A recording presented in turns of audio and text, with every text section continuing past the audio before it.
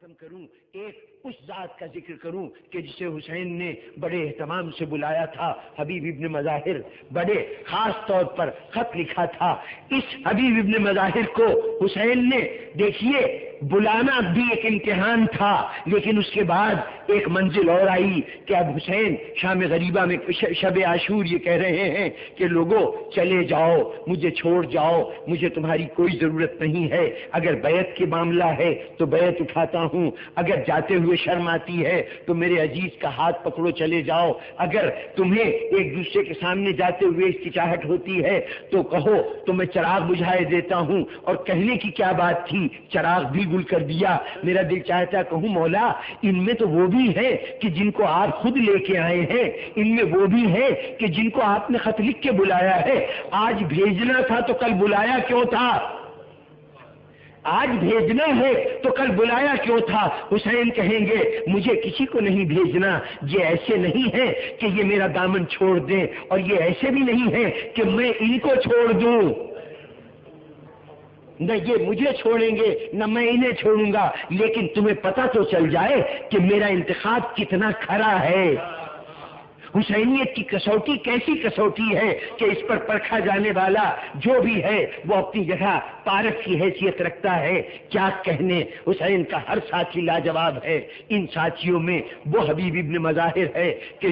جس نے جب پیغام ملا تھا تو گھر سے نکلا تھا، چاروں طرف پہرے تھے، ان پہروں میں اس کے لیے چلنا بڑا دشوار تھا۔ کیسے نکلے تو بڑا اہتمام کیا کہ اپنے غلام کو گھوڑا دیا کہ تم گھوڑا لے کے دریا کے کنارے چلو، میں دوسرے راستوں سے پیدل چلتا ہوں، کیونکہ میں گھوڑا لے کے نکلوں گا تو دنیا مجھے جانتی ہے، سمجھ جائیں گے کہ نصرت حسین کے لیے جا رہا ہے، دشمن کی فوجیں مجھے گرفتار کر لیں گی اور میں حسین کی صدا پہ لبیک نہیں کہہ سکوں گا۔ جب پہنچے حضرت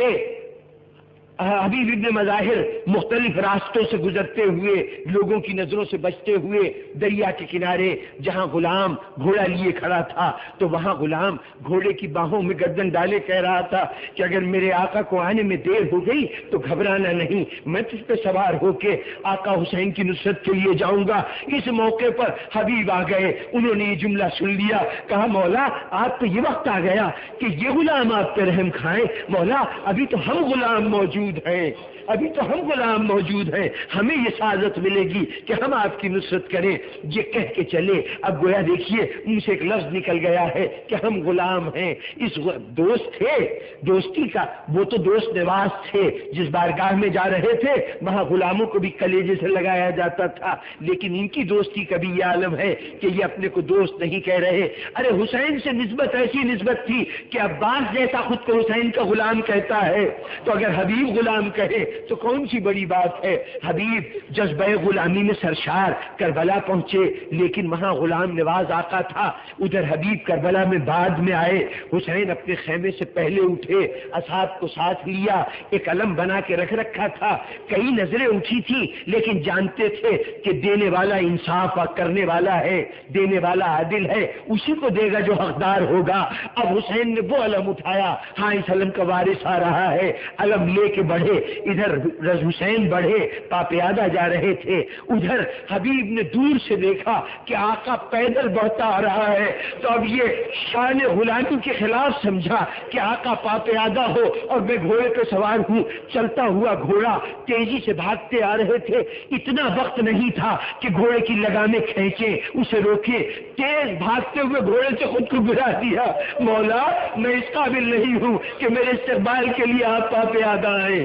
پاپیادہ ہیں۔ بزرگان گرامی، حسین نے آگے بڑھ کر حبیب کو سینے سے لگا لیا، حبیب تم آ گئے، تمہارا آنا ہمارے دل کے لیے سکون کا باعث ہوا۔ مولا مولا اتنی عزت نہ بڑھائیں، میرا مقام اتنا بلند نہیں ہے کہ آپ مجھے اس طرح سے گلے لگائیں۔ میں کہوں گا حبیب تم نے ابھی اپنا مقام نہیں دیکھا، ابھی مرتبہ نہیں دیکھا، اگر مرتبہ دیکھنا ہے نا تو ذرا خیمے کے دروازے کی طرف دیکھو، ابھی پردہ اٹھے گا، دو چھوٹے چھوٹے بچے آئیں گے، دائیں بائیں کھڑے ہو جائیں گے اور کہیں گے ماموں حبیب آپ تو علی کی بیٹی نے سلام کہا ہے،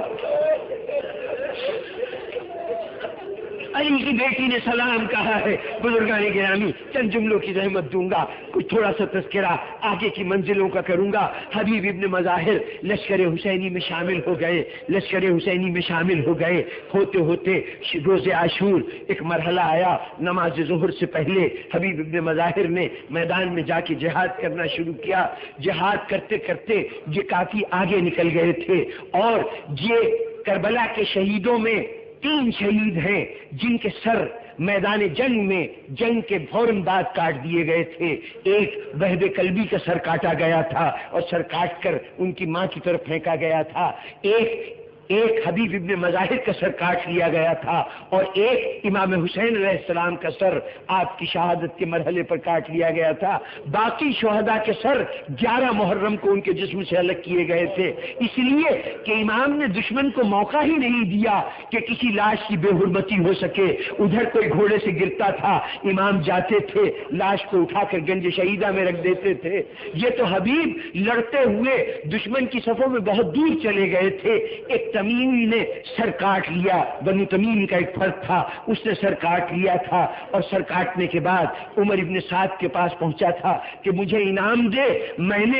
نے کوفے کے بڑے جری شخص کو قتل کیا ہے، بڑے بہادر شخص کو قتل کیا ہے۔ تو عمر ابن سعد نے کہا تھا کہ یہ سر تو ابن زیاد کے سامنے پیش کرنا، وہاں سے انعام لینا۔ بس سامعین محترم، وہ تمیمی اس سر کو لے کے خاص طور پر چلا۔ جب قافلہ شہر کوفہ میں داخل ہوا تو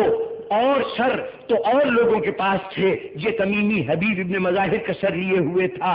اس مرحلے پر بازار میں جہاں ہر طرف مجمع تھا، ہزاروں آدمی زن و مرد تماشا دیکھنے آئے تھے، وہاں ایک 13 سال کا لڑکا نام قاسم ابن حبیب ابن مظاہر،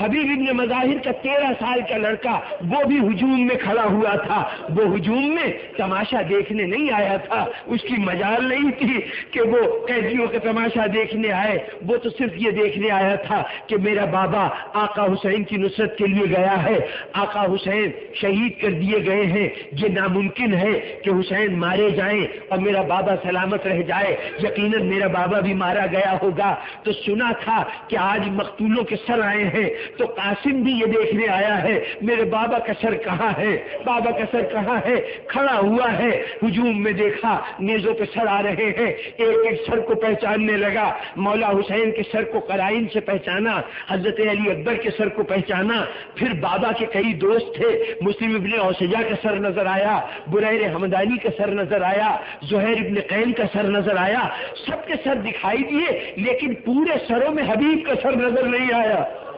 حبیب کا سر نظر نہیں آیا۔ قاسم پریشان ہوا، اتنے میں سر گزر چکے تھے، سمجھا کہ شاید اس کی نگاہوں سے اوجھل ہو گیا، شاید کسی اور سر کی آڑ میں وہ سر نظر نہیں آیا۔ ایک مرتبہ چاہا کہ دوبارہ سر دیکھے، تو مجمع میں راستہ بنا کے تیزی سے، جلوس تو آہستہ آہستہ چل رہا تھا، یہ تیزی سے آگے بڑھ کے اس مقام پہ جا کے کھڑا ہو گیا کہ جہاں پھر سر گزرنے والے تھے۔ ابھی جا کے کھڑا ہوا تھا کہ اتنے میں سر قریب آئے، پھر نظریں اٹھائی تھی کہ مجمع میں ایک مرتبہ دھکا لگا، بچہ نیچے گر پڑا، نیچے گرا، اٹھنے لگا تو اچانک نظر پڑی کہ ایک گھوڑے کی گردن کے ساتھ حبیب کا سر بندھا ہوا ہے، اس طرح بندھا ہوا ہے کہ جب گھوڑا قدم بڑھاتا ہے تو زمین سر کے بوسے لیتی ہے۔ بچے نے باپ کا سر دیکھا، ایک مرتبہ سر نے زبان حال سے کہا، بیٹا غلاموں کے سروں کو آقاؤں میں نہیں ڈھونڈا کرتے ہیں، غلاموں کے سر تو ٹھوکروں میں ہونے کے لیے ہوتے ہیں۔ گرامی دو جملے اور کر دوں کہ قاسم نے جب بابا کے سر کا یہ عالم دیکھا تو ایک مرتبہ اس تمیمی سوار کے پاس گیا، اے شخص یہ سر مجھے دے دے، میرے بابا کا سر ہے، مجھے دے دے، یہ بنی اسد کے سردار کا سر ہے، مجھے دے دے۔ تمیمی نے جھڑک کے ہٹا دیا، چلا جا، یہ سر تو میرے انعام کا ذریعہ ہے، اکرام کا ذریعہ ہے۔ بچہ روتا رہا، گڑ گڑاتا رہا، لیکن اس شقی نے سر حوالے نہیں کیا۔ اب جب بچے نے یہ دیکھا تو ایک مرتبہ بنی اسد کی غیرت بیدار ہوئی، وہاں سے پلٹا، فوراً اپنے بنی اسد کے محلے میں آیا، آ کے کہا اے بنی اسد کے لوگوں، کیسے بے غیرت ہو کہ تمہارے سید و سردار کا سر اس طرح توہین سے لے جایا جا رہا ہے۔ حمیت عرب جوش میں آئی، چند بنی اسد کے لڑکے کے ساتھ آئے، ہجوم میں انہوں نے اچانک اس کمیل پہ حملہ کیا اور سر چھین لیا۔ سر چھین کے قاسم نے سر کو ہاتھوں میں اٹھایا اور ایک مرتبہ فخر سے مجمع کی طرف دیکھا کہ جس کے وارث زندہ ہوتے ہیں وہ اپنے بزرگوں کی توہین برداشت نہیں کرتے۔ میرا دل چاہتا کہ سید سجاد آپ کے دل میں کیا گزری ہوگی، شاید مدینے کی طرف دیکھا ہو، نانا میرے بابا کا سر غیروں کے پاس ہے اور سید سجاد یہ سر واپس نہیں لے سکتا۔